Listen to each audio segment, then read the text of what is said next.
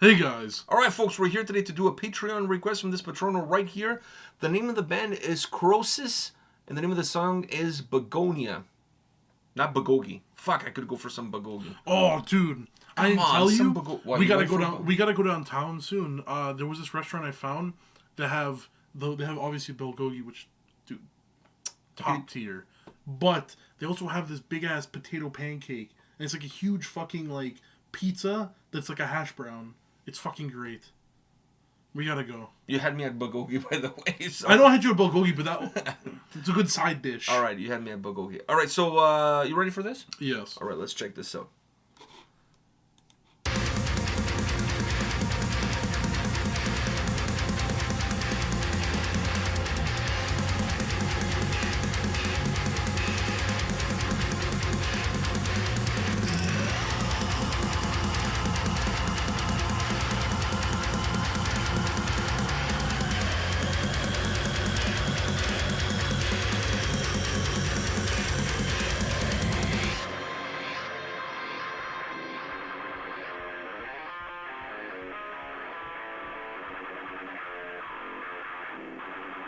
Deracination from living in the sky.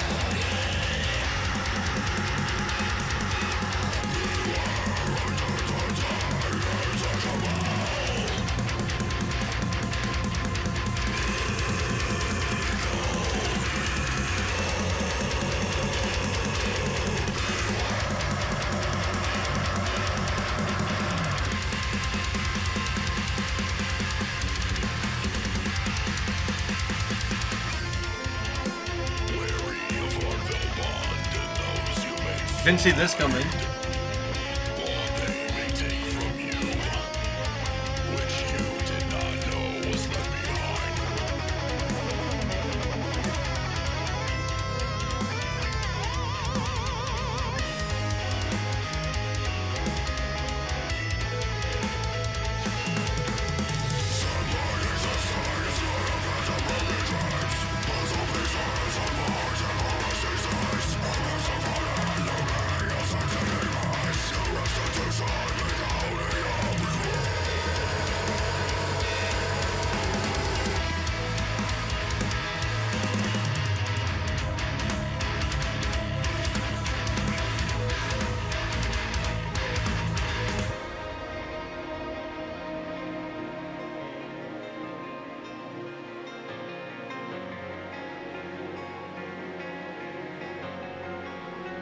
Eczema.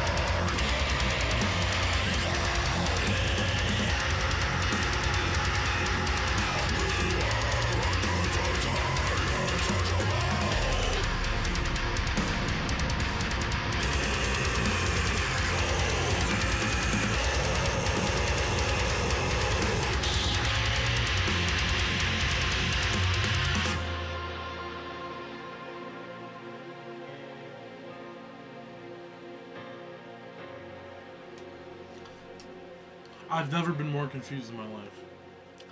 Well, I gotta say, that's a very weird way of wearing a bullet belt. Yeah. But anyhow... No, but like, so confusing. I mean, One, we By got the song or by the video or both? both, because this is going to go over everybody's head, because there's no way anyone here watched Deadliest Warrior except for you. This looks the place they're in. It looks like the battlefield at the Taliban versus the IRS. IRA. Yeah, they're coming for the taxes.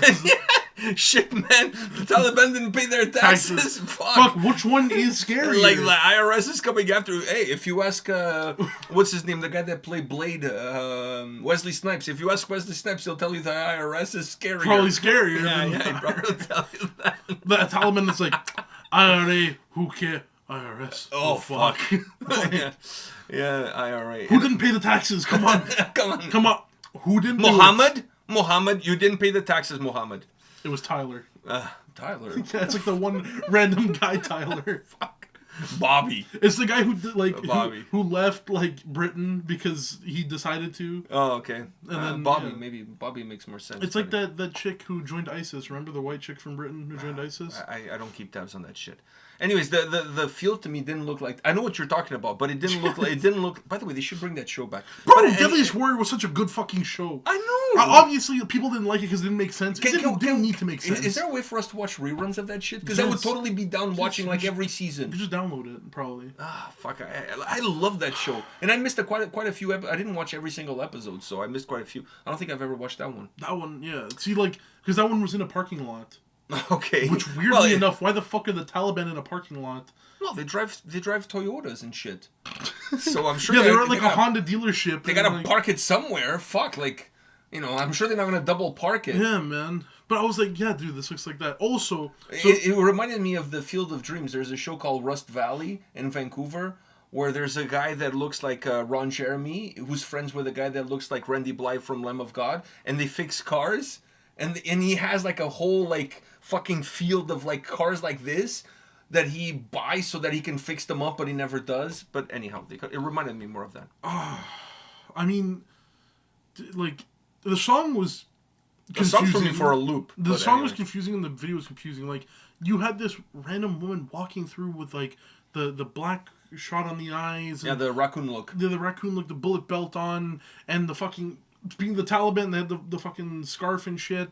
Like, and I mean literally, like, that's the same shit I saw in Deadliest Warrior. That was what they were wearing around their neck. It's a stereotypical. It's I have one of those scarves, by the way. Really? I do. Like, Omar gave it to me when he gave me his galabea or whatever it is that they call it in Egypt. You know, the thing that looks like a pajama. Yeah. So. But yeah, there was that thing. See, I have friends in all over the world. See, I'm well versed. Very well versed. I'm what do you call it? It's so funny. It's I'm well I have educated. friends from all over the world, but Omar, our Egyptian friend, was King Tut. Like, well, but he can do that. It's not cultural. But he was also the one who chose to do that too. So it was different. It was our friend. He used to go to soccer matches wearing a King Tut mask in order to curse the opposing team. It never worked. You can't he make cursed this shit us. up. You can't make this shit up. You honestly... First season, it took us like 10 games to win a game. Like, you honestly couldn't make that shit up if you tried. That in the supporter group, the one Egyptian dude decided to wear a King Tut mask and curse the other team. You can't make this shit up. No, you cannot make this shit up. In North America, in a team that was created only months before. And nobody knew his real name. Everybody just knew him as King Tut. Yeah, exactly. Fuck. Okay, go ahead. Well, I think he's in that documentary video that you were part of for PlayStation. Oh, yes. Go search that guy. Search that up, guys. He was in All for One or whatever the fuck it was called for Toronto FC when they just got created for PlayStation. PlayStation did a documentary. They did a documentary. We were in the documentary. You were heavily. You were one of the main characters in that documentary, dude. Okay, we're getting sidetracked. Go search that up and post on the video. It's on YouTube. Maybe I should put it in the comment description. Yeah, yes. Find it and put it in the comment section. Yeah, or the description. Yeah. Okay. All right. And you can see what he looked like in 2007. Oh fuck. Yeah, my beard was not white. I'll tell you that much. Definitely not. Oh, and I was a little bit more tubby. You were definitely on the hefty side. You also had hair on the sides. You were rocking the I'm not Skullet. giving up. You were rocking the We Will Never Give Up. All for one. All for one. Okay. Can we get back on track here? Yeah. What was I talking about? Oh, yeah, the fucking video. And then she just meets this random girl Who has eczema. and dies from it. and dies from the eczema, and then meets this girl. I can totally relate because both of us have eczema. Yeah, meets this girl, drinks water, sleeps, she dead. The video is kind of confusing. Okay, Very confused. But then also, okay, musically, I was enjoying it up until then. Because up until then... Oh, you didn't enjoy it after? No, I enjoyed it after, but I'm saying I was enjoying it up until then because it was very linear. The song from when I started up until when she died, well, before she died a little bit, it was pretty... She died a little bit. It was pre-death. Pre-death, yeah. BC, you know. And it was very linear. Like, the song was what it was. There was not much change. I mean, there was one pet peeve I have, and I understand this. This is in a lot of songs where the drums are faster than the guitar, but the guitar makes a riff or does something that sounds like it's catching up when really it's going completely different speed. And direction sometimes. Not the same case in this song. Fuck. It's almost like they tried doing that, but it didn't work out. Like, the drums were going pretty fast, but the riff always still felt like it was a bit behind. And I was wondering what the fuck is with that. But then when the more progressive. But when the proggy elements... But I could tell... I didn't know the prog section was coming. The more technical prog section. I didn't know it was coming. I didn't know it was coming. But I kind of got hints that this, at some point in time, was going to maybe take a weird twist. Because the song from the get-go was very proggy. From the get-go. Yeah. You have to admit. Like, but the guitar sound and it was where not it was needed. Like, dude, it made me feel so off because you could see me trying to, like, get into it. But in my head, the guitar is still not as fast as the drums. So if I'm jamming with the drums... I feel like I'm jamming too far out. If I'm jamming with the guitar, I feel like I'm jamming too far back. What about if that prog technical section came in, it was just bass? Would that work better for you? I don't know, dude. You just wanted the song to be just the way it was? I think what messed me up was when she died and there was like the thing of screaming in the air. The sound it was going with in any other song, it would break into a more open feeling riff and everything with the song would open up. The song would open up. The harsh vocals would become more sorrowful, like the life is leaving him. But it didn't. It was exactly the same delivery. But hold on, it would have done that. Which honestly, if it did that, yeah, it would have been 10 out of 10. Yeah. No, not even. It would have been fine because that's what I wanted. That's what this song was. That's what the song needed. That's what the song was calling for. The song was very linear from up until then, but what it was calling for was this big breath, this big opening. And then an exhale of emotion. That's what it needed. Especially in the part of the video, why, I don't know. But it needed it. And then instead of doing that and having to build, like, it built up to it, it just went back to what they were doing before. Which, it lost me a bit. You had like an epileptic seizure there. And then once the seizure was over, you went back about your regular business. Like you building me back up just to like bring me back around, and then hit me with the prog shit. What the fuck are you doing? Now, did I enjoy the song? Sure, the song was pretty good up until those parts, and then even those parts were pretty good. It was just very confusing, and I feel like the song needed a lot more tweaking. I feel like the song wasn't tweaked hard enough. No one troubleshoot this shit. They built it and they were like, fuck it, let's run with it. Because if you listen to this song as I'm no artist. But if you just He's no artiste. But if you, with ears, you listen to this song, especially that part when it builds up, and especially, now, if the song was already good as it is and it had some open parts before it and whatever the case may be, or it had some parts to fill in the parts from it just being one big block and had different elements in there to keep it new and rejuvenating and everything. Hold on. If it had that, cool. You do that part, whatever. It throws you for a loop, but you already had stuff from before, so it doesn't feel like you missed much. It actually just feels like they threw you off, but it was planned. This was not the case. This was planned too. I mean, it's not an accident. I know, but this was different. Everything was a big block. So when you went to that, you're basically begging for the song to open up. And especially with what's happening on screen, I like his vocals, and I was hoping his vocals would do that thing where when it opens up, the way he sings, it would allow emotion to really just like drench, like it would just be drenching you with emotion, and that's what anyone with ears would be calling for. The fact that they didn't do that, I don't know, man. it threw me for a loop, but not in a good way. Then it hit me with the prog shit, which I know was coming, but it was still okay. I like the prog shit. I just feel like the song was very it has good pieces, but it has terrible transitions. Fair enough, I guess. I didn't like anything about it. Oh, you didn't like anything about the song? Pretty Not much. even the vocals? I mean, they're very stereotypical, but I mean, they have a good punch to them. This was like a prog deathcore. Yeah. But the vocals, Those are two genres that I'm not a fan of, to begin with. But I think, And now you're putting them together, so Listen, it's like you're making a shit sandwich. How about this? Let's reorganize this puzzle. Put it in my perspective. You would have liked the song. I see. Let me put it this way. I like the sound as the song starts, because it is heavy. There's some prog elements to it, but they're really nuances and they're really underlined. They're not over the top. They're not over the top, and they're enough for the listener to notice that they're there, but not enough to completely overpower the song. Mm-hmm. So musically, I like that. Now, I think that moment there was a little bit overdone, and if you're gonna overdo it to that point, then you might as well then after that go in a completely different direction as you finish the song. So you have a song with 3 moments. You have the opening moment of the song, you have that like climax reset of the song, and then you have the closing that you can piggyback a little bit of the beginning, but you don't want it to sound exactly like the beginning. Mm-hmm. So that's sound wise, I was a little bit more into it. Even though that moment there in the middle, like I thought was too long, unnecessary. Like I almost wanted them to break that into smaller pieces and included it throughout the track as well. I mean, there's a million things that you can do, but sound-wise, I wasn't completely turned off by it.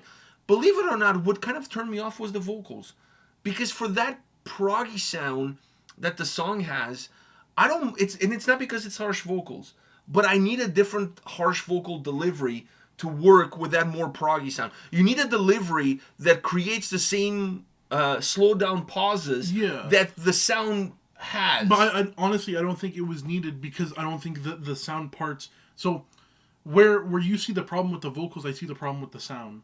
I think in those parts, like he even went with like the spoken word type thing after, which I also wasn't. I wasn't a big fan. I wasn't a big fan of it, because you're hitting me with this prog stuff, and then you hit me with that. Then she dies, and like. And if you're gonna do that, then when she dies, that part of the song that you said you need emotion. Then you open it up. Then you open it up. Then you almost have to go with clean vocals at that time, or really push. You don't have to go clean vocals in that time. When you open It's hard to deliver emotion with those kind of heavy vocals. It's really hard to do that. I think honestly, with the tone and everything that those you have to go like really like not low. No, I'm not saying low and deep. You have to like almost like become like screaming at that point, like in order for you to feel the emotion. Yes. But when you have to go that way. But the way it was building up, for the song to open, and not only open but air out. So the song would be thin as paper. So you need those vocals to contrast that thin as paper atmosphere and everything that's with that song.